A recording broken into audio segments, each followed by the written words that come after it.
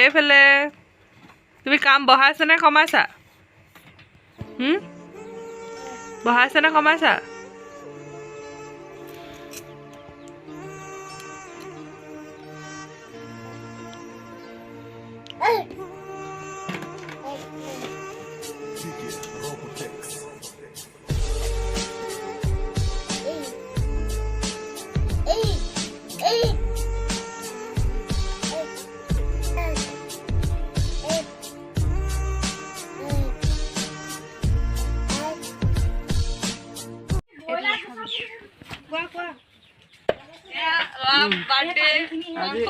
এবছৰ কমপ্লিট হৈছে ল'ৰা।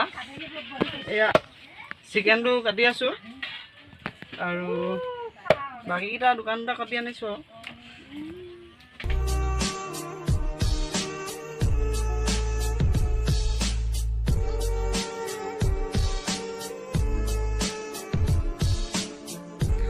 ইয়াতে গাঁৱৰ মহিলাসকলে পিঁয়াজ কাটিছে, আলু কাটিছে। আলুটো কাটি হৈ গ'ল, চব্জিটো কাটিলে আগবেলা।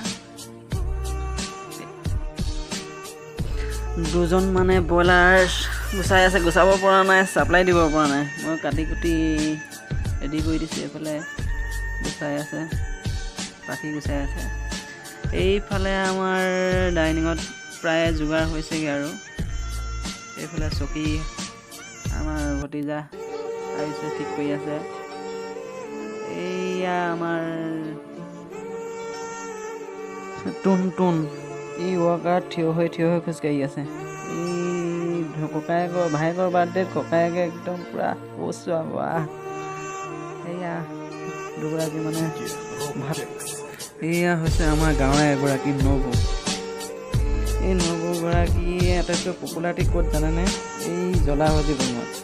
তেওঁ বৰ ধুনীয়াকৈ বনায়। এয়া চিকেনটো হৈ গ'ল, প্ৰায় হ'লগৈ আৰু। এয়া আমাৰ বৌ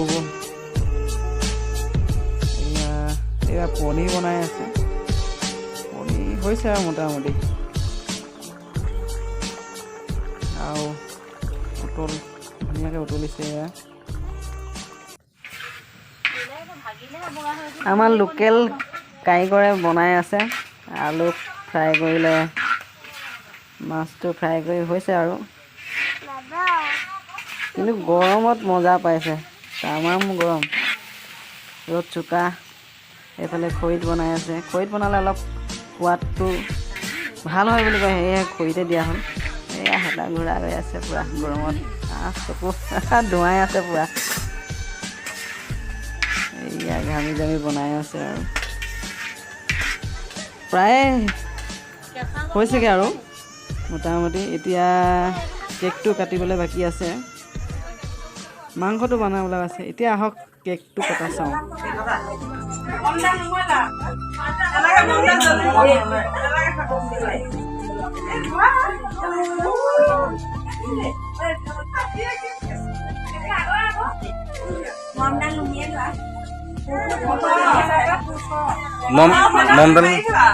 মমডাল নুমাই দিওঁ।